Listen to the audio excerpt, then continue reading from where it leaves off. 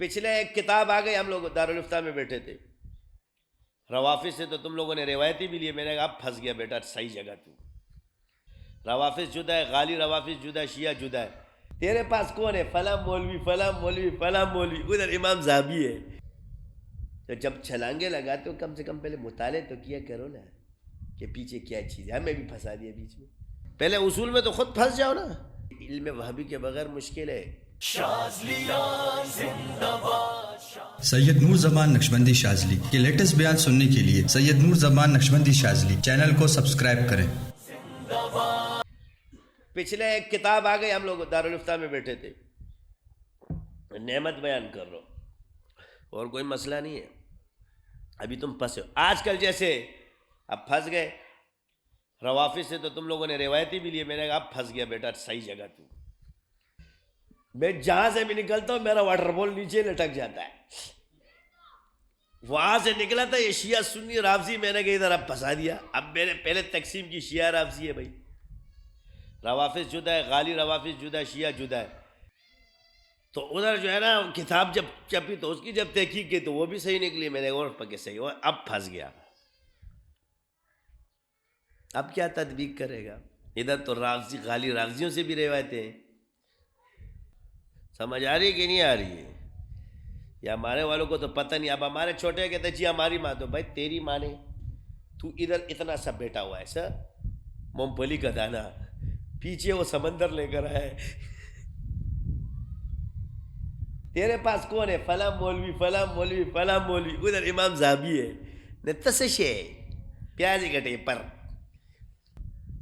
سمجھ آ رہی ہے؟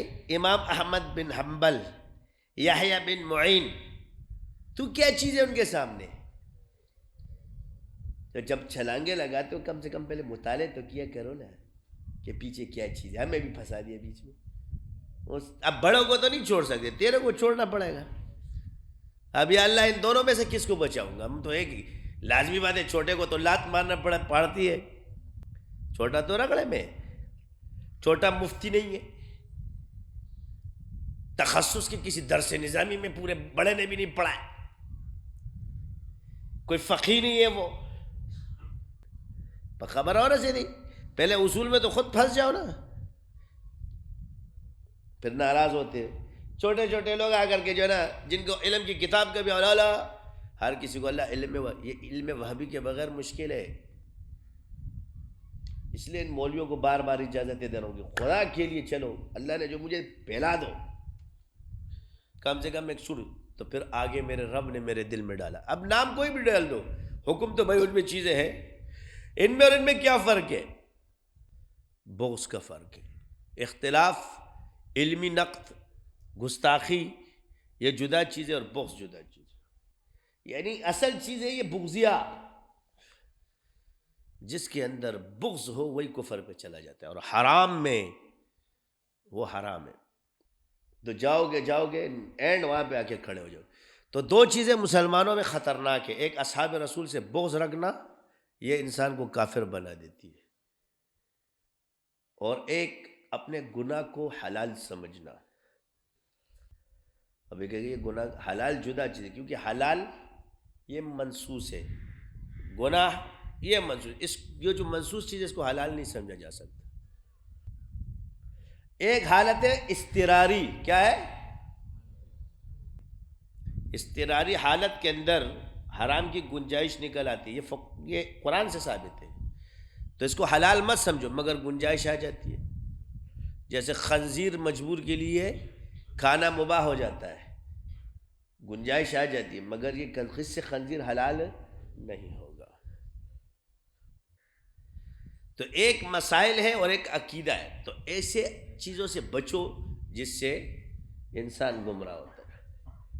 مشاجرات صحابہ کو جو لوگ اٹھاتے ہیں یہ گمراہ ہے، یہ جتنا بھی بڑا پروفیسر ہے گمراہ ہے، کیونکہ اس کا فیصلہ یہ نہیں کر سکتا۔ وجہ پوچھو، سوال نہیں، اس کی سوال یہ کہ اس کا فیصلہ جب حضور نے نہیں کیا، اللہ نے کر دیا ہے، تو تم کون ہوتے کہ جب صحابہ کے اجتہاد کے اندر حضور نے کوئی فیصلہ نہیں کیا، ثابت نہیں کر سکتے۔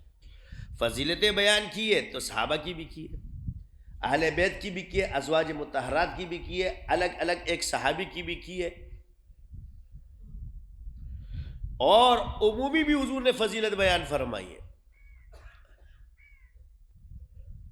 اب انہوں نے ایک عقیدہ بنا دیا تو لوگ اس لیے خراب ہوتے. تو یہ عقیدے کس نے بنائے؟ کیا اس مولوی کو پتہ نہیں کہ میں کس کا فیصلہ کروں؟ چاہے وہ روافظ کا ہو، سنیوں کا ہو، خوارج کا ہو، کسی کا ہو. کیا اس کو پتہ نہیں کہ آگے شخصیت کون ہے؟ صحابی ہے، اس کو پتہ نہیں ہے. یہ جاہل ہے، یہ جو یہ عبارتیں پڑھ رہا ہے، اتنا اس کو پتہ نہیں کہ آگے میں کس کی بات کر رہا ہوں، کہ تم اس کو جواب دینے کے لیے میدان میں اترتے ہو.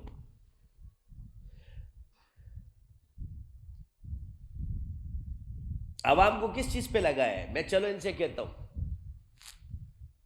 جو رافضی ہو کر کے اپنے آپ کو مسلمان کے نعرے ہم لوگ جو ہے نا یہ بغض کی وجہ سے اپنے آپ کو مسلمان سمجھ رہا ہے، اس سے سوال ہے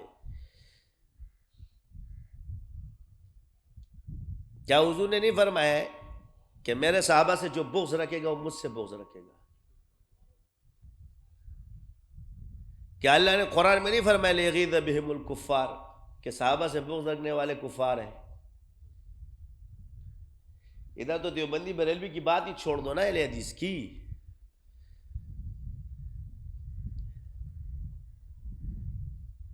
تمہارے پاس یہ روایتیں کہاں سے ٹپک پڑی پھر؟ یہی وجہ ہے کہ لوگوں کے اقوال لیں گے مگر اپنا اصول نہیں لیں گے. اس کا فیصلہ کوئی نہیں کر سکتا. یہاں بڑے بڑے سرگردہ ہو تم، 50 سال لگے رہے 1000 سال ہو گئے، آج تک تم لوگوں سے یہ عقدہ حل نہیں ہوا، اور اس کو اٹھا کے عوام میں پھینک دو کہ عوام کو گمراہ کر رہے ہیں. وہ ایک انجینئر ہوتا ہے، کیا نام ہے اس کا، جیلم کا بیمار ہے، ایک جو ہے نا امریکہ میں اچار ہے، حدیث پڑھا رہا ہوگا، فیصلے خود کر رہا ہوگا. لوگ اس کی باتوں کو حدیث سمجھتے. بھائی وہ جو بات کر رہا ہے وہ حدیث میں تو نہیں ہے نا. اس نے تو حدیث آپ کے سامنے پڑھی، تو پوری حدیث پڑھتے ہوئے تمہاری یہ عقل گھاس چرنے چاہیے. اس میں یہ الفاظ ہے جو یہ بول رہا ہے. پھر اس حدیث کے مناقب میں کیا لکھا ہے، اس کو کس باب میں لیا محدث نے؟ تو جس محدث کی حدیث بیان کر رہا ہے وہ باب میں الگ لکھ رہا ہے اور یہ بکواس الگ کرتا ہے اپنی. مگر یہ بھی ہم نے نکالا ہے. تم مولوی پھنسے رہا ہے حدیث پہ کر دا سکتے نا توشیدہ مسیح چل کے. تو جو بغض پر ہو اور جو اپنے گناہ کو حلال سمجھے. تو مسئلہ تو یہ نہیں ہے کہ صرف غلطیاں آئیں،